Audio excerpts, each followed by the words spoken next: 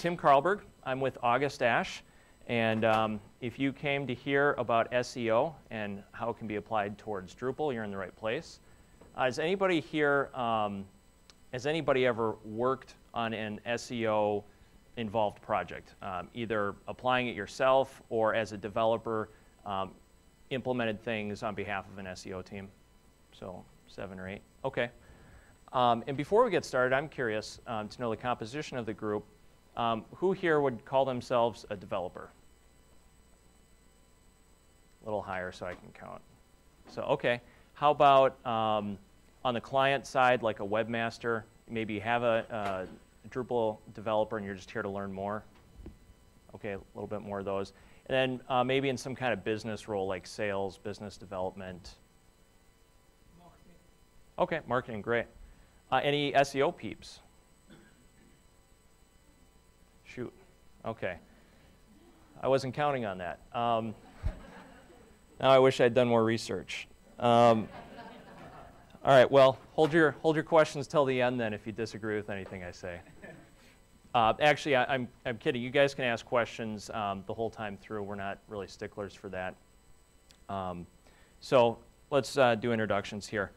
We're from August Ash. This is Adam Erickson, if you want to stand up and say hi. He's Mr. Drupal, I'm Mr. SEO. So a lot of the Drupal stuff will go over my head, and that's why I've been on some of the beginner track sessions here, and it's been good stuff for me to know.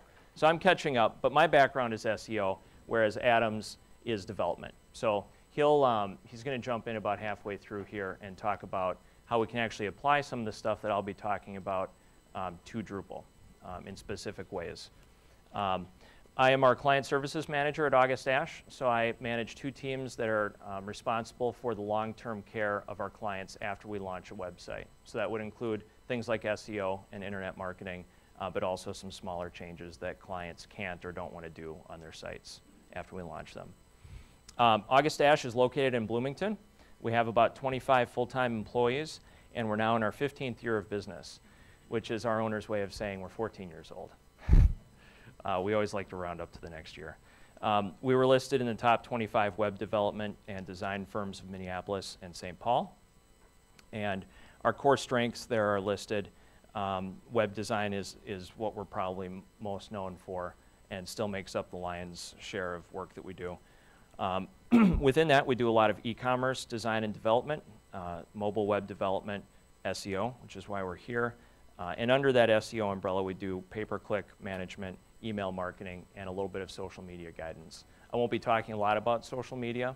In fact, as a business model, we don't implement a lot of social media in that we're not a social media agency. We wouldn't come to you with a stack of customer personas and tell you these are the types of groups to reach, and here's how you can do contests on Facebook and things like that.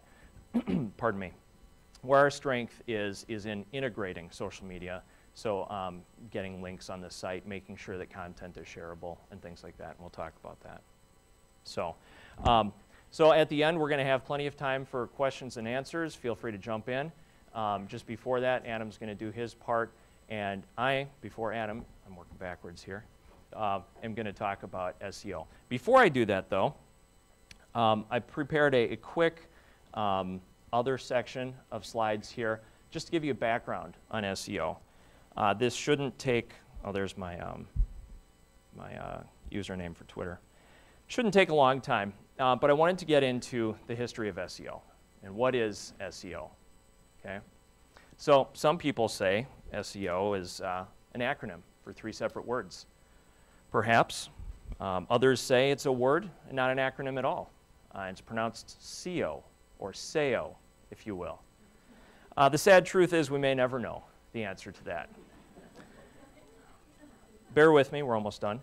What we do know, however, is that Google was founded by these 2 guys, Sergey Brin and Larry Page. I was hoping this would have gone better, but those are my only 2 slides. I just wanted to scare you a little bit. I've always thought that would be funny. When I was in the middle of a long presentation, it was really dry. I thought it'd be nice to freak the audience out and say that you had 94 slides on something that's not totally relevant to them. So we are not going to get into the background of SEO.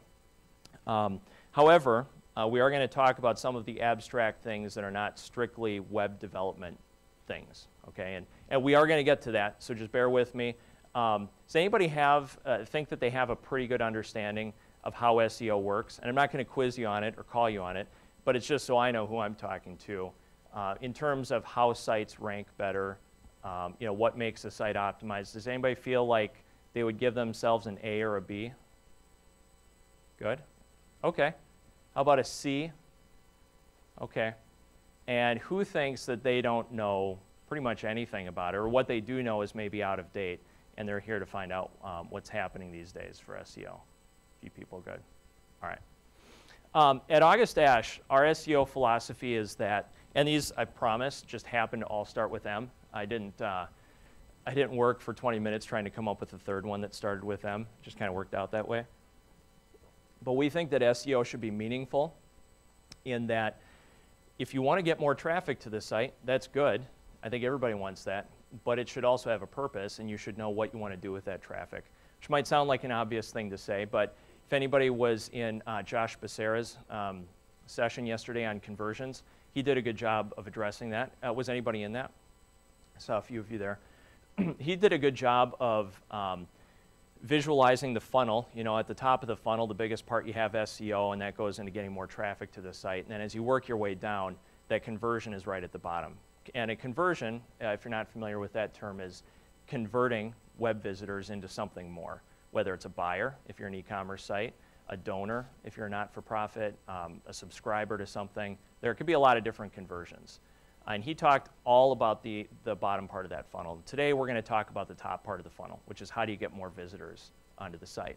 But it should be meaningful, and there should be a reason and a strategy for what you're going to do with that extra traffic.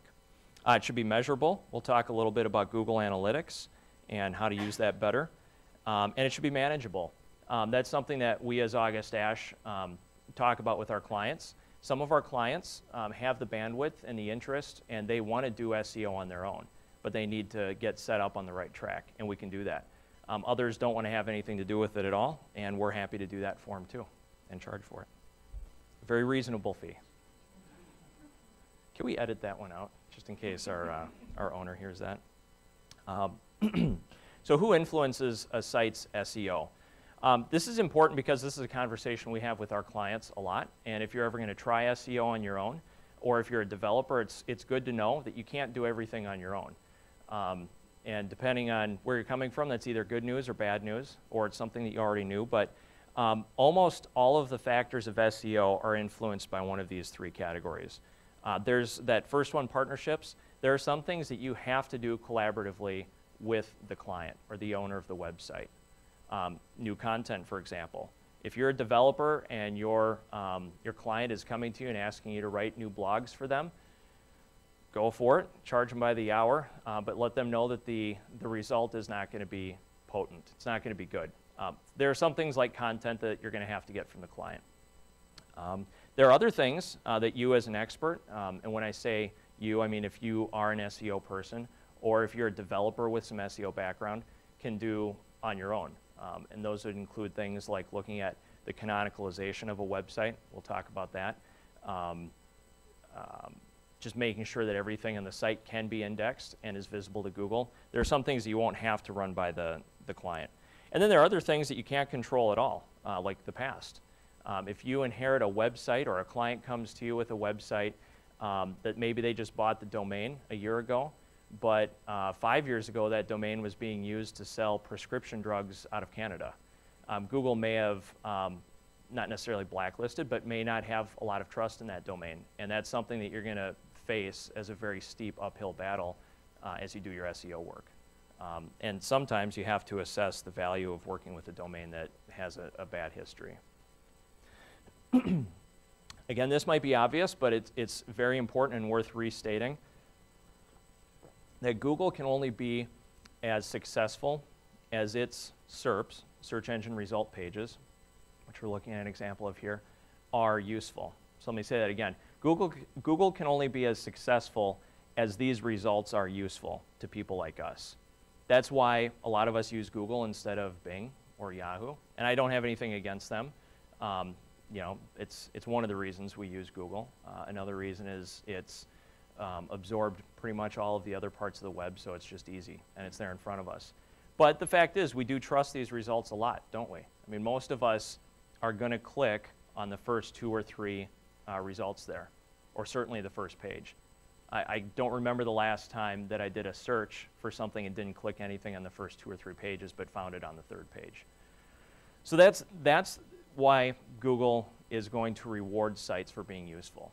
It can only be as successful as these results are useful. And the way it rewards those sites, or I'm sorry, I guess the criteria that it looks at in rewarding those sites includes this list here. This is a short list. Almost everything here is specifically cited as criteria that Google has shared as part of its Panda update. If anybody's heard of the Panda or the Penguin updates, those are updates to its algorithms, how it ranks sites. They're extremely secretive about those for good reason. That's how they make their money.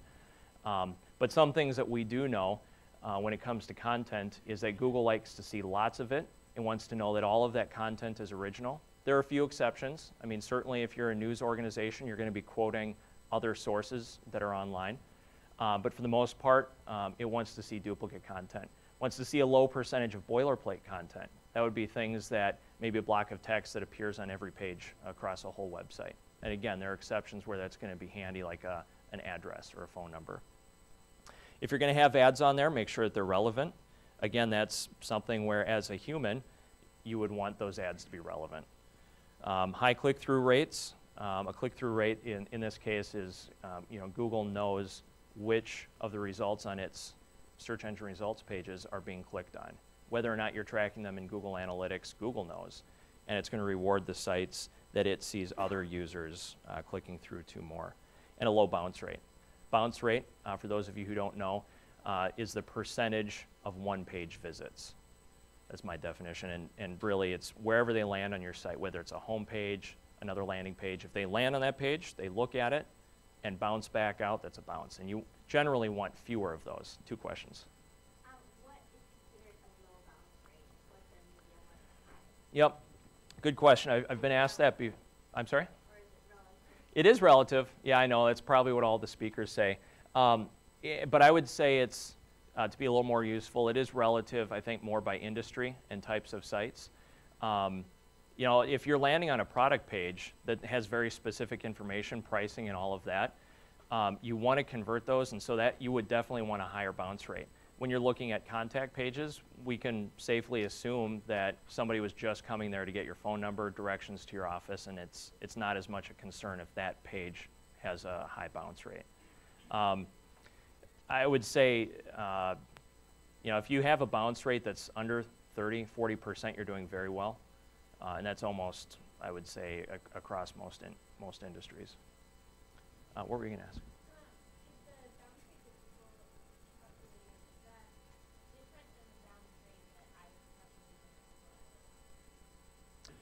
Oh, probably not. No, because it's all coming from the source, the same source.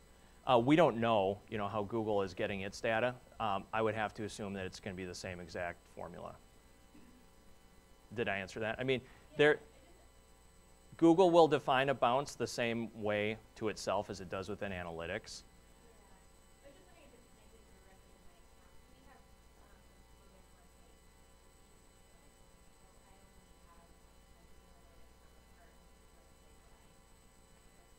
Sure.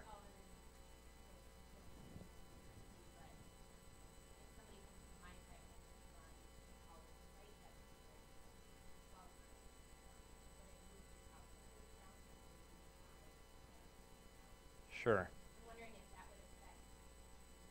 I mean, that's super. I'd be happy to try to understand that better when we're done here. I think I might just not be understanding the question, but part of what you may or may not have been referencing there that we'll talk, I don't think we're going to talk about it, but I'll mention it, is the value of filtering out IP addresses. And that's something you can do within analytics very easily. But you can put in your own IP address, your client's IP address, your iPad's IP address, and so forth, so that you make sure that you're not factoring that traffic into the analytics that you're looking at. A good question, though. Catch me later. A high return visitor rate, that's probably obvious why Google would say that that's a criteria of a useful site. And useful integration with trusted social media sites. Obviously, this is a little bit newer. This was not something that Google was probably factoring in 6 or 7 years ago. Notice that I said trusted social media sites. I think there's probably 5 billion social media websites right now, and I wouldn't say they're all trusted. To be successful in SEO, you're going to need at least these 5 things. I tried to make them as big pieces as possible. Smart keywords and good content to support them. I could spend a whole session just on keyword research and the value of having keywords that are worth targeting.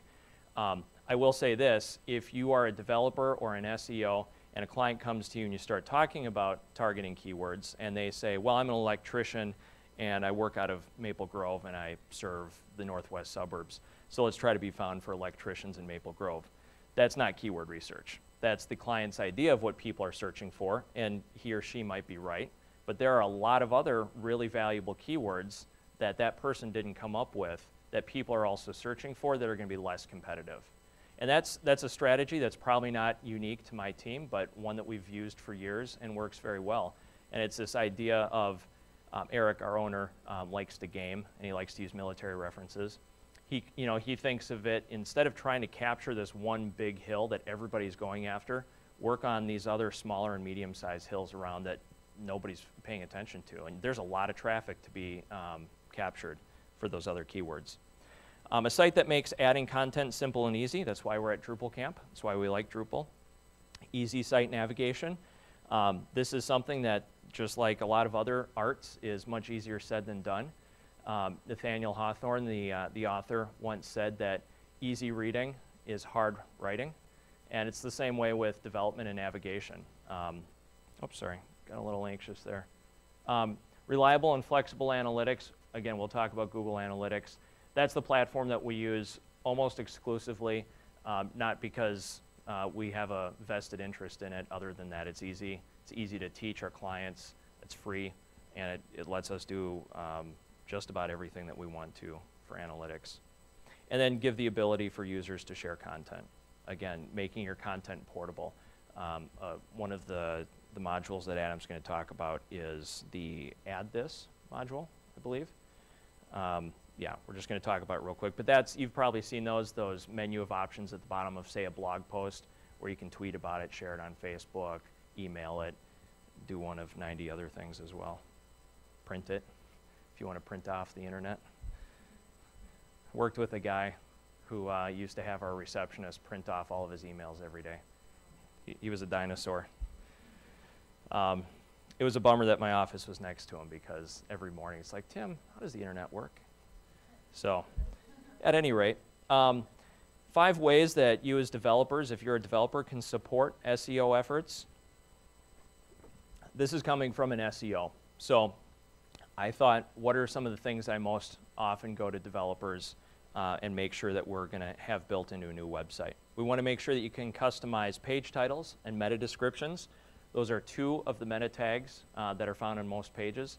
There's probably close to a dozen different types of meta tags, and there's one that probably everybody in this room has heard of that I'll talk about on the next slide, I think.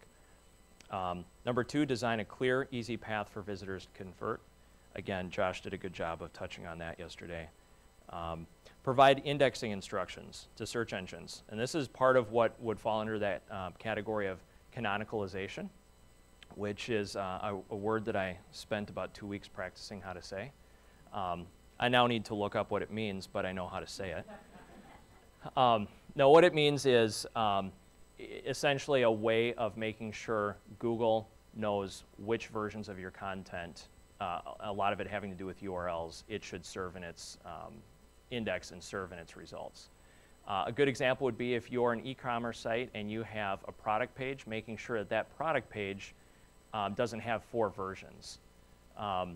Sometimes that naturally does happen, and you can look up a product and it's listed as a product page, it's listed like under a special deals section, it's listed under new products, and you might be diluting your SEO value for that one product by having it show up too many different ways.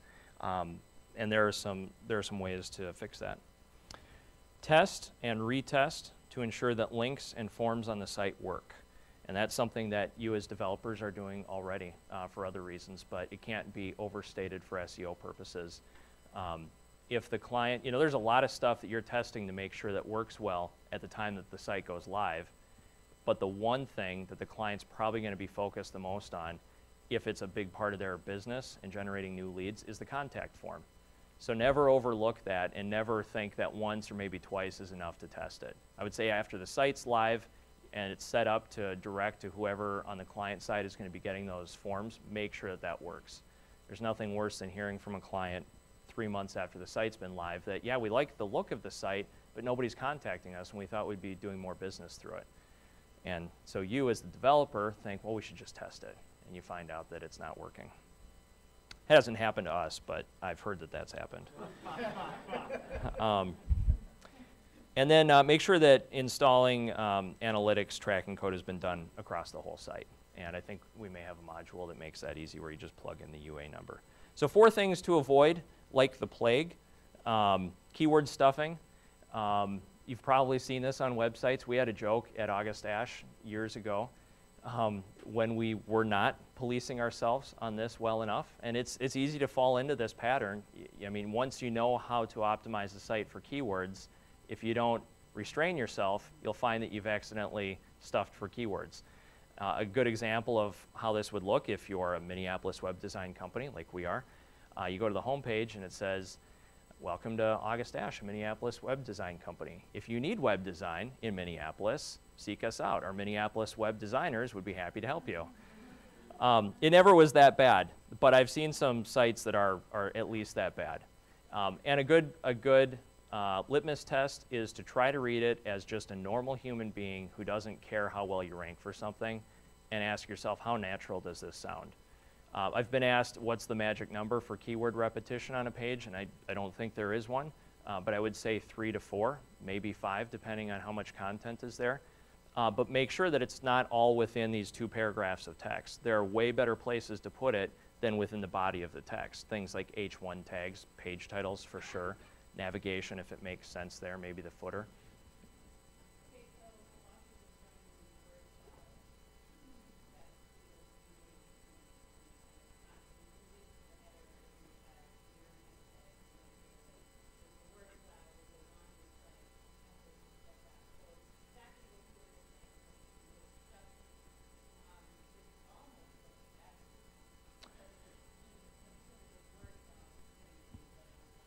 Yep.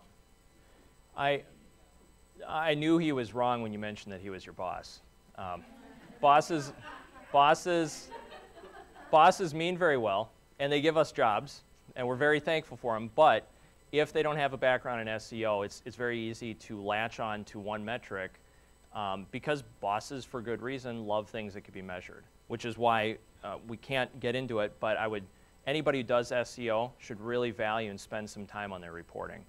A lot of your SEO will fail or succeed based on how well you convey that to the client. You could do a really wonderful job, and if you don't prove it to the client, they may not keep you. Or worse, you could do a really bad job and not know for yourself why things are going poorly. But that is an example. I haven't seen the word cloud that you're talking about, but anytime you have somebody who obsesses, might be the right word, on something like keyword repetition, is a good opportunity to gently nudge them into the right path and let them know that there are a lot of factors. Another one that's maybe even a bigger, better example of that is keyword ranking, like where you rank in Google for a keyword. If anybody's done SEO, they probably have their own stories of clients who are just obsessed and focused on one keyword. Like maybe it's electricians in Maple Grove, and no matter how much education you do, they're always going to say, well, we're still number 7. Number 7 on the first page of Google results for electricians in Maple Grove. You could send them new business. You can show them exactly in dollars how much of business you're adding. But that again, is one of those things where it's very easy to find out where you're ranking in the middle of the night when you're a business owner. And it just takes a little bit of education. Creating unnatural, useless footer links. Has anybody ever been to a website where the home page is maybe this long, but then you get down to the footer, and the footer itself is this long, and all it is like cities? I come across them all the time, but there was a local garbage service company, and they had that. And I'm sure they wanted to be found for garbage services or garbage pickup in every city in the 7-county metro area. And so they had like 3 or 4 columns of every city, a lot of cities I hadn't even heard of. Every one was like Inver Grove Heights garbage, Blaine garbage, whatever. Totally unuseful because nobody is going to go to the footer and look for their city. And more than that, they all link to essentially the same thing. A ton of boilerplate content. It wasn't useful, and it wasn't helping the site. So it didn't really bother me. I think they're probably getting what they paid for. But make sure that you don't fall into that trap. Make sure that footer links are useful. Duplicate content. Has anybody heard of that term? Duplicate content or a duplicate content penalty? So we probably all know that duplicate content is bad. More specifically, it's not going to help. Rarely does duplicate content hurt a site. And I'm not talking about copyright issues. We leave that up to our clients to work that out. But from a strictly SEO standpoint, duplicate content, and in most cases we're talking about content copied from another website, is not going to help your site. And all it's doing is wasting area where you could have content that's original. We had one client a few years ago that offers financial services, and I decided to proofread their copy just before they went live. And it was page after page of a lot of misspellings and bad grammar and missed punctuation. And then we get to this one service page right in the middle of the site, tucked away, where everything was perfect, really well written. All of the punctuation was there. Everything was spelled perfectly. And I just thought, that's interesting. And I copy and pasted 1 or 2 sentences just at random from the body and did a Google search on it. A great way, by the way, to find out if content on a site is duplicate. Google is a huge, awesome tool that a lot of us can hack in certain ways, but do that. If you ever find a page and you think, I don't know if this really fits with the rest of the site, and it might be copied, just copy and paste a whole sentence, letter for letter. Anyway, they had taken this directly from a Wikipedia page, and I think they probably meant well. They were probably thinking, well, Wikipedia said it better than we could, and we don't want to take the time to write it. But I had to come back and tell them that they may as well have not had that page on the site, because it's not going to help them rank, and may or may not have been useful to the client in this case, or the user. Wasting time on keyword meta tags, that's that meta tag that I mentioned we've probably all heard of.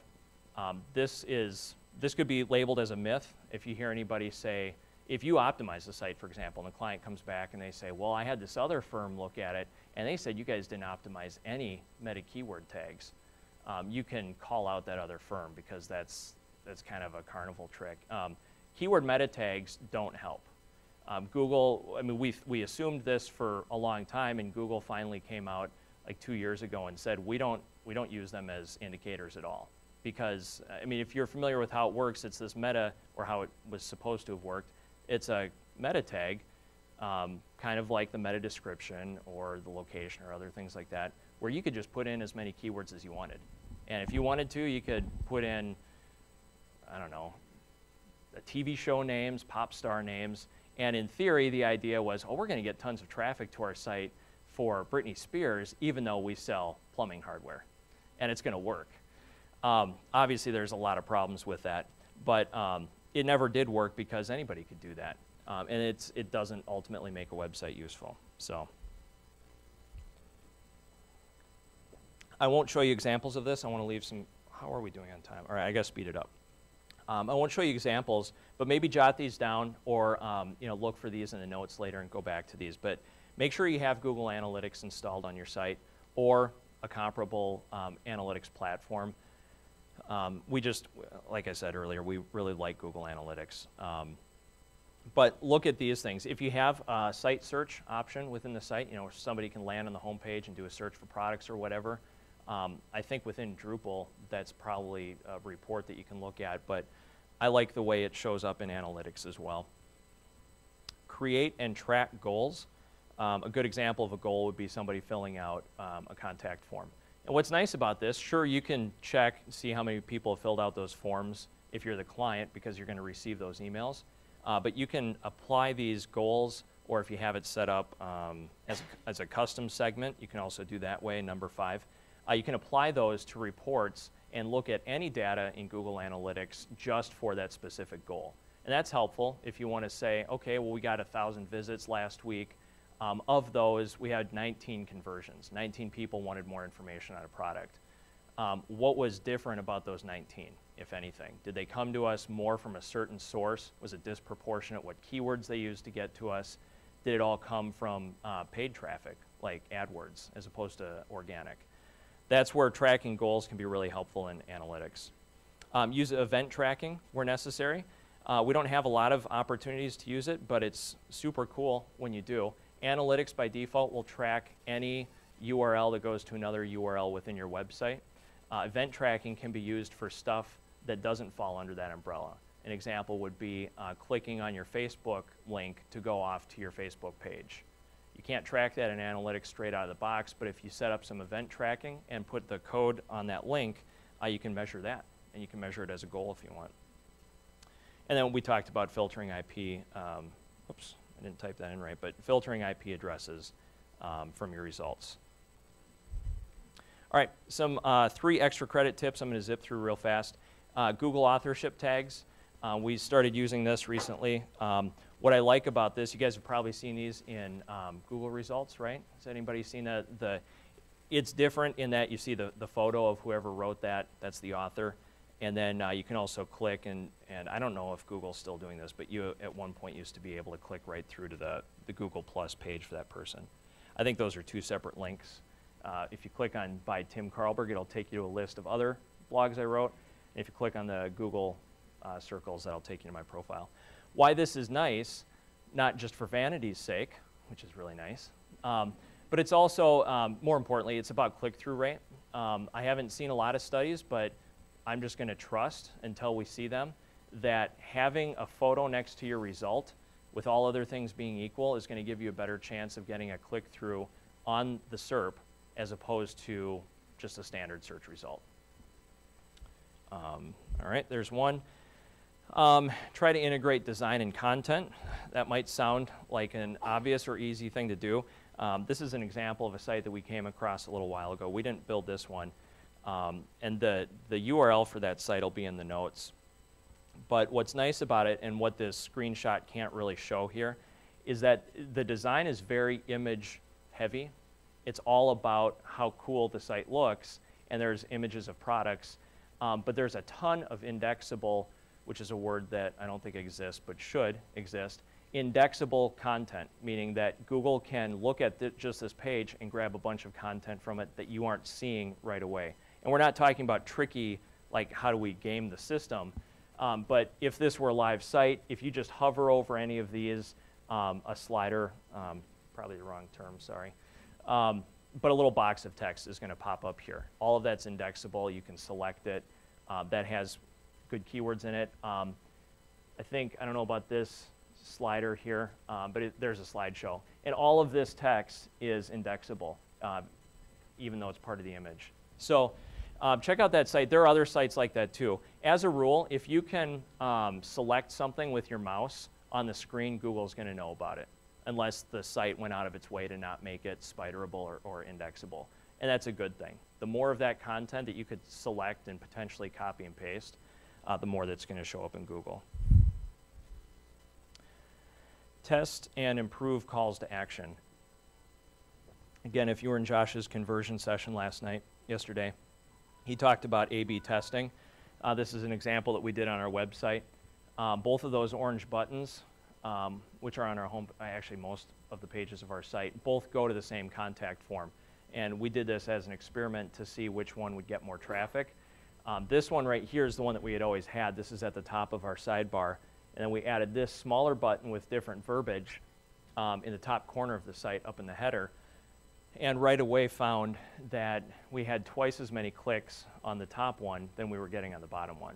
It didn't improve our overall conversions by a lot, but it did show us that if for some reason we wanted to just go with one, we'd probably drop the one that we originally had. Or at a minimum, it could be pointing at better verbiage there.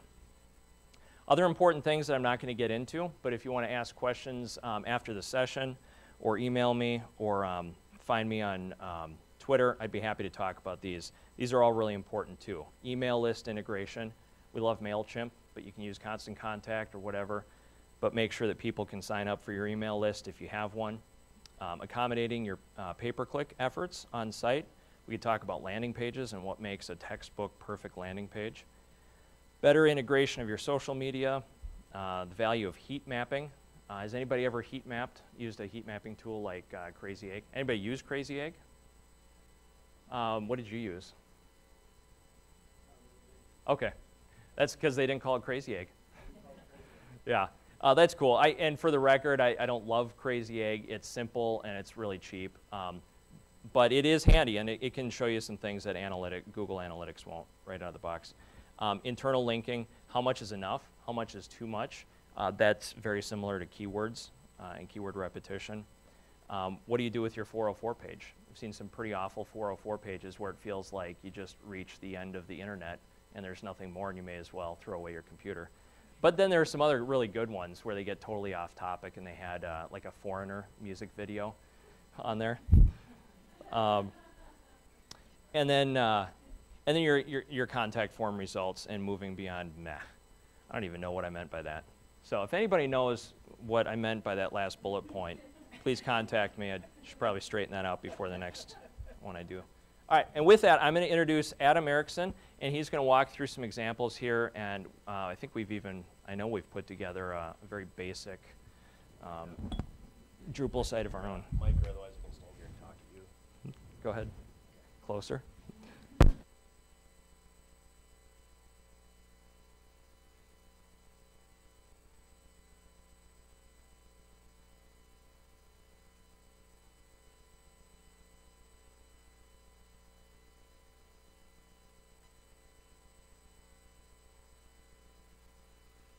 Can you hear me? Oh, sorry.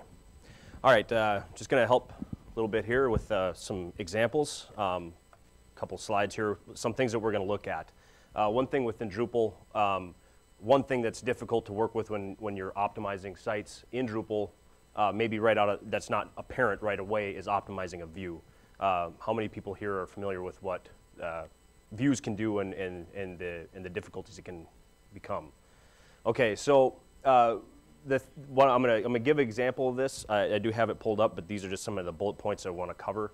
The unique content, the amount of content, the natural keyword repetition and usage. This is something that Tim had brought up earlier. And then just you don't want to keyword stuff the page, but you want to have some relevant areas where these keywords show up. And I'm going to show you in a number of ways that works with the breadcrumbs, header tag, navigations, and the body content. And then we're also going to look at optimizing elements of the view as well. In the header, in views, you can create a header section along with the aggregated content that comes out of a view, which would be our fields, the unique content, and then also there's a way to optimize or add information to a footer of that view as well. So real quick, we're going to jump back to that Q&A stuff here. I just want to hold this down. I'm going to grab our website here. So what we have here is a view. And I want to just pull this up here and, shoot. So I'm highlighting internet marketing. And in this case, I accidentally threw in this last tab here, which I would probably get rid of, but you can kind of see here the natural keyword repetition that we kind of talk about. We have it in our H1 tag. We have it in our navigation, in the breadcrumbs. We have it within our body content.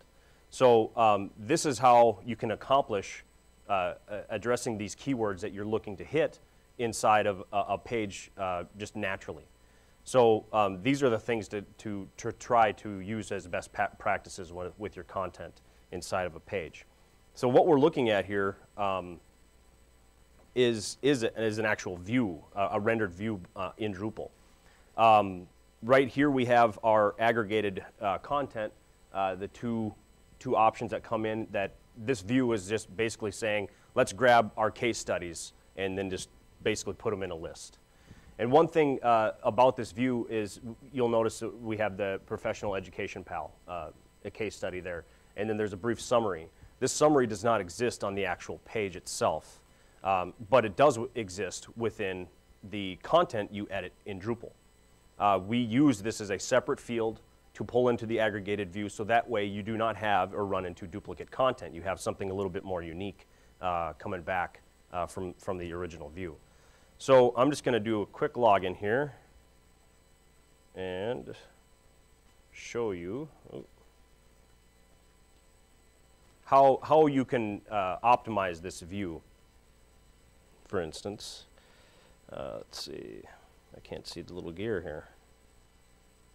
There we go. All right, so within the view, now this is maybe getting a little bit heavier into developer jargon and stuff, but this might be useful to you, those of you who maybe work with a Drupal developer or something. You can kind of help lead them or let them know that these options are available to help improve these pages. So with our view here, we have the fields and stuff that comes in on the side, but there's these two sections. There's the header section, and then there's the footer section, which is where we have added additional value to this view with extra copy that supports the content that's listed in the aggregated content. So it's important that you make use of these. Now, some of you might be thinking this might be a pain in the butt for a client to manage.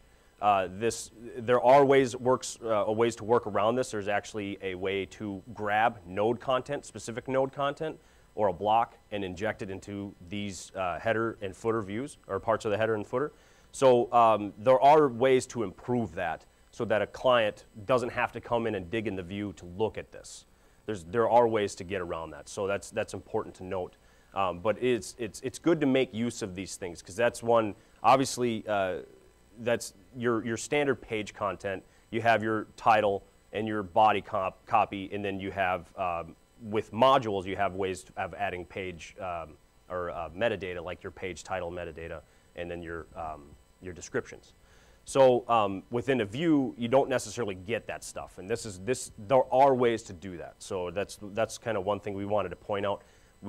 For clients of ours who do need to have or do work with our internet marketing team, they have views that they want to make sure is optimized, so that we take advantage of this stuff to improve it, and it does make a good improvement to that content.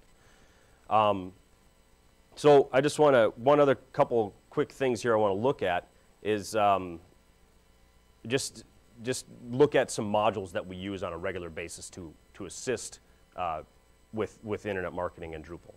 So by nature, when you look at a standard page here in Drupal, you basically just get your title, which inherits to be your page title, unless you install a module to help assist with that. So one module that we like to use frequently is the meta tag module. Meta tags gives you a lot of flexibility to deal with metadata on a page, and it also lets you do that same thing to a view. The view customization you can do based off of a direct path. But what it does for a page, and I'm just editing a basic page, so as we call it in Drupal when you create just a normal page, but what it does, down here it will create a new tab that lets you edit the metadata of this page.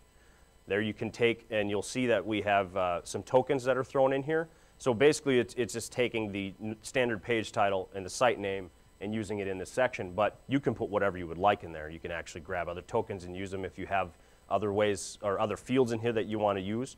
So you could use those. You have your way of dealing with descriptions and any other kind of metadata that might be important, but you really, as Tim had mentioned, you really want to focus on that page title and the description specifically. So that's one way you can get those that metadata into the pages with Drupal, by using the meta tags module. Let's see here. I think, make sure I go to the right spot. I want to show example of the views. So this might be something where you would have a developer take a peek at, but where's our meta tag stuff here? Am I missing it? Oh, there it is. There it is. So we don't necessarily have a one set up specifically for this, but we can add meta tags by default, and you can select it based off of a specific node, or you can even do it based off of a path if you would like, and then edit that metadata specifically. using this meta tag module. So it's very, very useful to take advantage of. One more simple way of, if you just want to basically work with the page title on nodes specifically, you don't necessarily need to dive into the more complex kind of things. There's this page title module as well that'll basically just put a tab on the node when you edit it that lets you alter that page title. Another very important module that can come in extremely handy is Path Auto, and basically will let you alter or change the paths within your system, which is pretty important because sometimes when you, well, I guess by default, when you start creating new content types in Drupal, it's going to just default to /content/ your title. Well, when you have a thing like a case study, like our example here, we want our path to be case study / title instead. So what Path Auto can help with is assist in creating those dynamically, and a developer should be able to help you configure that kind of thing. So that way you get better URLs for your keywords, and you can go and use the tokens and other things. It's very, very handy to have, and actually you can use that to correct not only nodes, but taxonomy terms and things like that. Yep.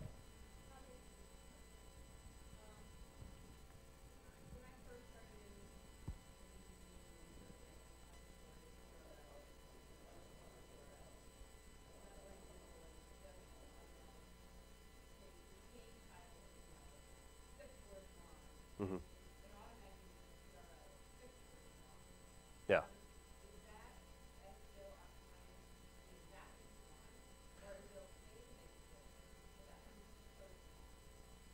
Right. I'll probably let Tim answer that question because he's more in the SEO realm on that one. But We would rather have a longer URL that has words that are relevant to the page than a short URL that doesn't have those keywords. That is one of the indicators that we will use. Are the keywords in the URL relevant to the keyword? So, for example, undergraduate collaborative no. There, I can see where that would be handy on some really long URLs, just for user sake. Sure. I guess it kind of comes down to what keywords you want to optimize it for. Yep. And maybe you wouldn't want to optimize it for the latter, but the former you would. Okay.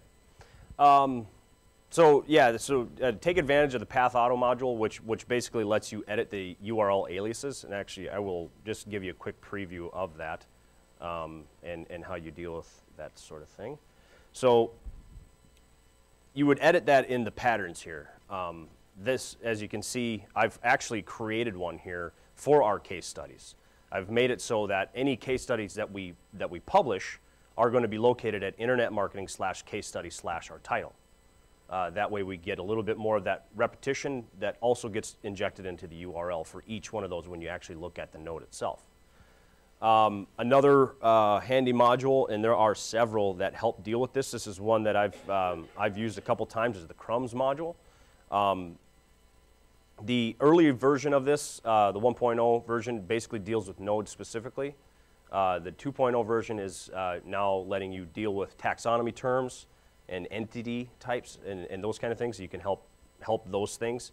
I know there are a bunch of other ones out there, but I just use this as an example. If you need to, sometimes when you're developing in Drupal, you can find that the breadcrumbs kind of get a little crazy or don't line up right. This can help assist with that. And then, like I say, there are a couple other ones that are out there, but this is one that I would suggest. Other important things to note here, sitemap. And this one, what this is going to give you is just, your standard sitemap tree directory of your menu system. It's so you have some kind of a landing area. This is kind of old. I don't know how much relevancy it has anymore, but I know it still does help having that page where you have that full structure of the sitemap. Probably one that's more important now is the XML sitemap. This is the one you can take advantage of to submit to Google or any other search engines that would support this. This helps them crawl your site better. They know to look at that XML sitemap to find your structure. So take advantage of that one as well. And then speaking on Google Analytics, Tim had brought up that you want to take advantage of this. This is a fairly simple module. All you got to do, you install this module, and then all you need is your UA code. Pop the UA code in there, and now your site should be tracking. And there are two important modules that can go with this, I guess, depending on your scenario. Probably one you want for sure is the Google Analytics contact form. And this helps with tracking those conversions on contact forms. This brings data right into Google Analytics and lets you see more data on those forms and those conversions. Well, one thing that's important, and maybe you guys are all aware of it, but make sure any contact form that you do create doesn't reload itself. Make sure that it does have an actual confirmation page or leads to some kind of trackable instance that's outside of itself. That way it can help you track your data better. If anybody wants to talk about this when we're done, this is hugely important for your sales department, for your client sales team. And if it isn't obvious, I can tell you a little bit later why our sales team wants it. Yep. And then another one that we've used more recently is Commerce Google Analytics. And any commerce-driven sites that we have developed, we make sure we get this on there as well, because then it just gives even more data based off of commerce data using Drupal Commerce module. Probably not all your sites will obviously have this, but if you do use commerce or you make an e-commerce solution using Drupal Commerce, this is an important one to have as well, because it just expands that capability even more. And then I guess I didn't even pull it up. Tim had mentioned it, but there's the add this for tracking social media or adding social media stuff to pages fairly easy. There's a module called add this. I don't know if I can maybe find it here quick. I think it's here. Yeah, add this. So this is what you'll need to make sure you do here is have your client sign up for an account for add this, and then you make sure you put their credentials in here. This lets you configure all kinds of different things with social media on it, specifically which ones you want to let your page be shareable with. So if you just want to use, say, Facebook and Twitter, and then you want to let them email the pages, this add this module is configurable to that extent, so you can add as many as you want or slim it down to a select few. So that's another one that I wanted to make sure we pointed out. So really that's all I had. I just wanted to make sure I could show some of those things, and I think what we'll do here is open it up for questions and stuff. Yes, absolutely. Search 404?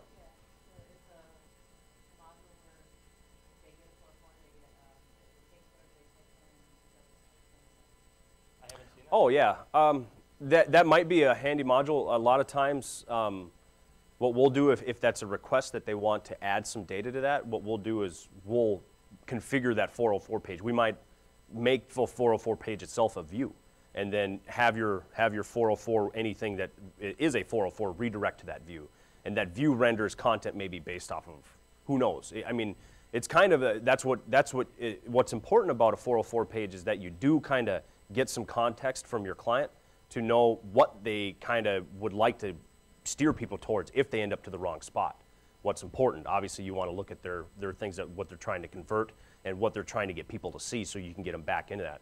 If you do a lot of dynamic content, you can use the power of views to grab maybe some data that past history or something that user maybe is looking at old stuff, and you can give them some stuff to look at there. So there's a number of things that can be dealt with that. So a lot of cases I'll just create a node, and then I'll add some view blocks to it or something like that that might be relevant for those needs.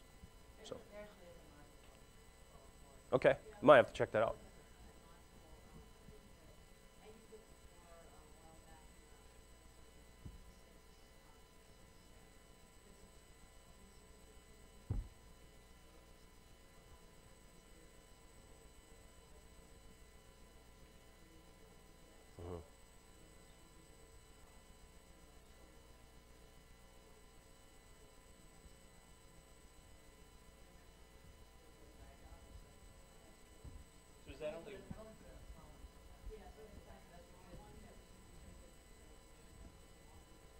Yeah.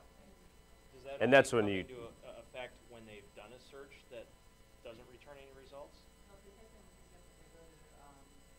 address / So it's for any Yeah, 404. any 404 page, Okay. yeah. Yeah.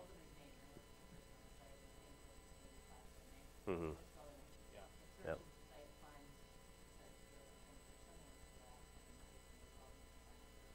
Sure. Yep. Right. Right. Yep.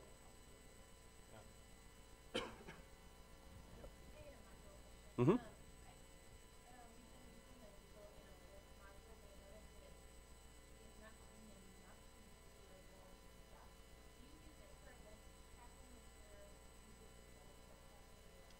We haven't used the module for that, no. Are we talking about the one where it's just better for implementing the tracking code where you put in the Yeah. code? So when you say event tracking, is it like event registrations or I was just? talking about like that snippet of code that you can put on like an external link. Oh, sure. Yeah. No, I guess I don't have any experience with that. no firsthand experience here either on that specifically. So, any other questions? Oh, sure. Oh, go ahead.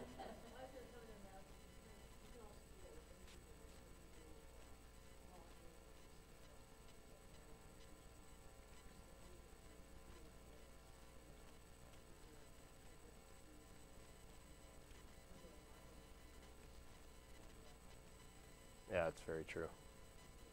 Yeah, I mean, it depends on the situations, and you just get to know the ultimate goal there. And you know, Drupal's so powerful, and use the right things, you can build something that could help assist with that tracking as well. So.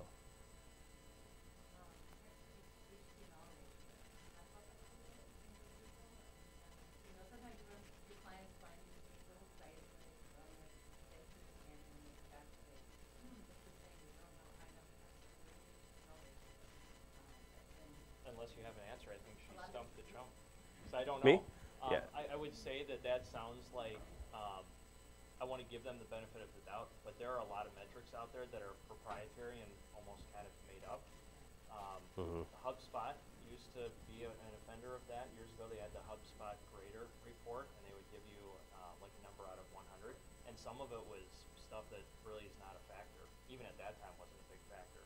So I don't know about that one, but I regularly hear about new ways that you can grade or critique a site, and everybody has their different angle. And a lot of times they're too focused on one piece where there's a lot of other pieces. And I don't know about the HTML to text ratio. Yeah, to maybe touch on that, that example site that Tim had brought up earlier where he mentioned that it looked very graphical and there's not a lot of content there. It has to do with the way you've themed the site and the tools you take advantage of. If you remember, the middle of that graphic kind of looked like it was all just a big image. Well, they're using other tools there, probably like a way to get web fonts into their theme, so then it's selectable text. So now you're getting more text inside of there, and you're not having just one big image that it would look at, and it doesn't really necessarily know what it is. So it's a matter of how you maybe theme the site or the way you're dealing with your content and getting it and presenting it, and then you're not necessarily showing it all at once. Just because it looks, nice and pretty, but there's ways it's kind of hidden, or it's being used in a smarter way, but the content actually, the text actually exists. So when you maybe look at the source of your HTML of a page, you're seeing some good content that's mixed inside there, and there's not much markup. That's the other thing. You want to try to keep as little markup as you can inside of that to balance that out. One last thing I'll add to that, and I think we have to end, is that Google is increasingly factoring in site or page load speed, and that would be, I guess, something that would be relevant to that HTML to text ratio. So.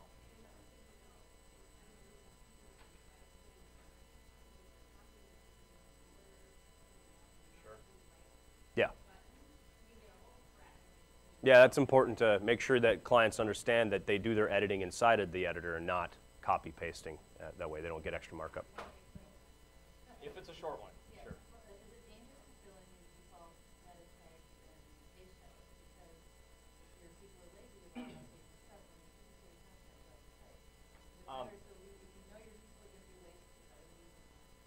Somebody, was it Karen yesterday who mentioned that you can't expect your software, your solutions to fix problems that you won't address with your people? That was new to me, and that's a really good point. And this is a good example of it. I'm not opposed to default descriptions because there are some pages that you're going to have created that you don't have the time or the need to go back and put something unique in there. And it's okay for it to be kind of a boilerplate, you know, this is our company and this is what we do.